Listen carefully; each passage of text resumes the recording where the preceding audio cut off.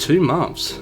My god. And the MVP demo managed to get itself out there on many platforms, and I'm actually quite happy about that. For people who don't know who I am, my name is Mitch, and I'm also known as Planetary. I am the creator and the developer of Bob the Blob. In this particular devlog, I'm here to give you guys a bit of an idea of what I had to go through throughout the 3 months, and even beforehand when Bob the Blob was actually a small animation, and how he became part of the gaming world. Also, to go through some ideas of the amount of trials and errors I had to go through, the amount of engines I had to go through to actually figure out the best suited engine, not only for me, but also for Bob the Blob. So this devlog is here to tell you the span of 3 months and even beforehand of the journey for Bob the Blob, the trials and errors I had to go through to actually make Bob the Blob, and also yet what you expect more in the future with the lovely Bob the Blob. So let's actually start off at the beginning. See, the journey for Bob the Blob was last year in the midst of 2023, and most people will actually know who he is because I actually posted him up there on Twitter and Instagram, because it was actually supposed to be an art challenge for myself because I love pixel art. I had to learn how to do pixel art back then, and the first thing that came to mind when I was looking over at the pixel art is, what haven't I had learned yet that could actually be more beneficial for me to actually learn how to use and make sure it works in the game engine scene. And the only thing that I haven't tried out and haven't worked entirely was actually tile sets. Tile sets was actually something that I had to learn and something that I had to do, and I decided to start off small with it being an 8x8 grid, so 32 by 32, 8 by 8, or 24 by 24 with the 8 by 8 grid, to actually make lands, dirt, grass, the whole thing, you name it. And after that, I've actually decided to expand the canvas to work on the tile sets and actually understand how it works. But when it came down to it, after the tile sets, it's more to the fact, well, we need a character to go by it. Like, you need a character to actually be somewhat close to the tile sets. So I made a small 6x6 lovely square blob in red, and that's when Bob the Blob came to play. Basically, from a small exercise I wanted to do with tile sets to making a small animation with the lovely Bob the Blob, showing him how it works, but also yet it helps me to make small animation, which that was the second thing that I did. I made small animations, small and simple animation with Bob the Blob and tile sets. So it was pretty much 2 exercises in one day, and I was actually pretty happy about that. And after, when I've actually done my exercise with both the tile sets and the small animation, I showed it to Instagram and also yet on Twitter, and people were actually wondering, who is this young fellow? Who's this lovely blob? And I said to myself, well, he hasn't got a name. Bob the Blob came to play. And that's how he became something unique, because Bob is a blob, blobs are sticky and also able to shapeshift. And that's when I start fiddling around and actually tinkering with Bob the Blob and actually giving him powers or abilities that any platform characters will do. So I've worked on him throughout the span of 5 months before he actually became an actual game development character. I worked on his blob shrinkage, I worked on his wall jumps, I worked on his animations and all kinds of stuff. Even his end goal was something that I had to work on as well. And every time when I worked on him, and every time when I worked on him with A-Sprite, the pixel tool that my go-to pixel tools, people actually enjoyed Bob the Blob because he was a simple character. A fun, loving, simple character that even family and kids will actually enjoy playing because they enjoy these simple and fun and lovable characters. So after when that was done and Bob the Blob was actually all set and ready to go, then it came to the part where I have to find a particular game engine that can actually benefit me and help me make Bob the Blob into reality. So after a couple of months, somewhere in the late 2023s, I managed to try different game engines. I worked with Game Maker Studio, was working on the programming side of Game Maker Studio, not the scriptless side of things. So that was actually a bit of a downfall for me because I don't know how to code. I tried to learn how to code, but I couldn't get there in the end. I managed to get him working correctly, but it was despite that whenever he touches it, he's supposed to actually restart, but it never got around to doing that. And the same thing goes with Godot as well. I've used Godot, I had a bit of a problem, I couldn't understand coding very well, I had to drop that idea as well. But after the Aviator Game Jam and actually looking at one other game engine that I haven't used, which was G-Developed, and making my very first game for the Game Jam, I thought to myself, you know what, Bob the Blob will be best suited for here because of the amount of extensions. I can actually make things a little bit easier for me and able to make Bob the Blob of how I see fit. But even though the game engine was easy, when it came down to the coding side of things and trying to make things work, that's when the trial and error starts to kick in.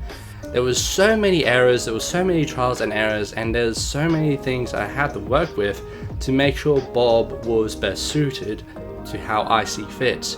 And when it came down to coding, there was actually one thing that actually managed to get in my way, and that was the shrinking formation that Bob does. And I'm pretty sure not many other game platformers have actually done this, but if they did, I may need to do some research. See, the whole idea with Bob is he is able to fit through smaller gaps that no other platformers can do, and able to run as well while in the shrink formation as well. That was the whole idea for Bob, is the fact that there is some areas that not even some enemies can fit through, but he can. And that's the whole idea for Bob. He has the ability to shrink and actually go through. And that was the main challenge for myself, was figuring out a way to switch states, because Bob has two states. He has his normal states where he can actually jump, he can actually attack, he can do whatever he wants. But when he goes into shrink format, he can't jump. He can actually run far, he can actually fit through smaller gaps. But when he's in his shrinking format, he cannot jump. And that's when it came down to trial and errors, and one of them, even though I managed to get there in the end, but it wasn't the right way of doing it. I managed to have the shrinking state working fine, but it was coming down to just holding the button to make him work. But after so many trials and errors and understanding that probably it has to do with the animations of how to the animation side of things for Bob, that's when I start to think outside the box and tweak some things a bit, like saying if Bob was in the shrink form, he can only do this, and if he's out of the shrink form, he can do this. But I had to do but another thing that I had to do was actually add a counter whenever the person hits a particular button, which in that case for keyboards it was the K button, and for controllers being the X button, it had to have a counter. So every time when this particular button is pressed, it goes up one, and whenever it goes up one again, it resets back to 0. So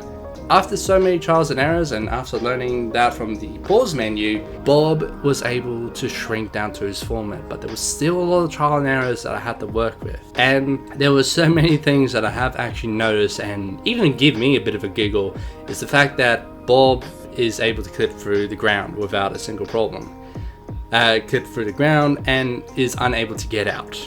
And another thing that I had to learn as well was also learn how to use a different program called Tiled, T-I-L-E-D, and actually work with it there. And from my previous mistakes that I did before with through time using all the grounds, I decided to actually look at the program of Tiles and actually understand how to make it have its own hitbox, have its own scanning box. And after one search and one video later, I turned from this, where all the ground blocks was all over the place, it was a heap of mess. I changed it into something that was so easy, so clean, so precise, and actually works pretty well. And it actually does work pretty well, and it is pretty good. But when it came down to the last part of the level, being the boss, and when it comes down to enemies, some enemies were actually easy to work with. especially the circles and the triangles, because they're aimless. They're supposed to be jumped on, they're supposed to be obstacles, but when it came down to the rectangle and also get the boss, that's when the challenge starts to kick in, because that's when I have to find a way to activate a timer for the rectangle, because I want the enemies to be unique in its own way. Where the rectangle, yeah, he is a solid, but he does have a way to actually spike himself up to indicate the player that he is in his activated phase. Don't jump on him, you actually will lose life and start from the beginning. And that's the whole idea, is to make something more challenging and make it more fun. And that's the same thing that I did with also the boss, the rectangle boss. It was a challenge and it was fun. And giving him a health phase, everything, able to switch up the speed every time when he gets hit. That was the whole idea for the boss rectangle as well. And I'll be honest, I'm actually quite happy of where I am now, and also yet having the first deadline done. So after that, I actually want to give myself a bit of a break, about a 2 weeks break, and I want people to play the MVP demo, allow me to actually get critical feedback, allow me to understand where I need to work, how I'm going to do it, and how to improve it a little bit more better. And that's the whole idea for the first deadline being the MVP demo, is to help me understand how to become better and how to work on it even more. Plus it also gives me enough time to actually improve myself with pixel art and also yet music, which will be part of my next scrimmage for the next deadline, is learning how to do music and also yet putting the music in there before the next deadline, which will be the demo for Steam, which there's only going to be 10 levels, so so the same 5 levels for the first one, but the second level having another, well, the next world having its own 5 levels and a different theme to it. It's to help me improve myself, help me understand you guys a little bit more, help me improve, and actually how to make things interesting and how to make things more challenging. But also yet, I'm also going to be working on a little bit of a collectathon as well for Bob the Blob, because there is one particular thing that I did in the story, was actually added a consolation prize, being the Blob's sweets, or liquid sweets, that Bob and his friends actually love enjoying. But that is something I will save another time. But hey, if you made it this far and you actually enjoyed the story that I have done so far and enjoyed the journey, and also yet seen the social medias of where Bob the Blob is right now, and if you want to give it a try, I will happily put the link in the description below for both gamejolt and also yet for itch.io, where it is free to play, free to download, free to enjoy and have experience. Please feel free to give me any feedback at all. It helps me so much to actually improve myself even further, to actually make Bob the Blob better, but also yet more fun, where people, young and old, can actually enjoy the adventures and journey that Bob the Blob will bring into the gaming world once it is fully released. But if you want to keep up to date and you want to see the updates that I do, I'll happily put down the social medias as well, both for Instagram and Twitter as well, and also yet even on TikTok, because that's where I post them as well.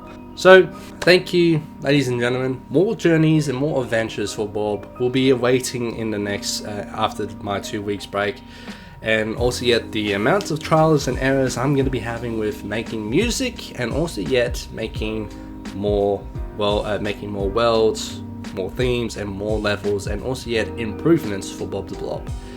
So thank you for watching, ladies and gentlemen. Thank you for sticking around for the devlog, and hopefully I'll see you guys in the next devlog.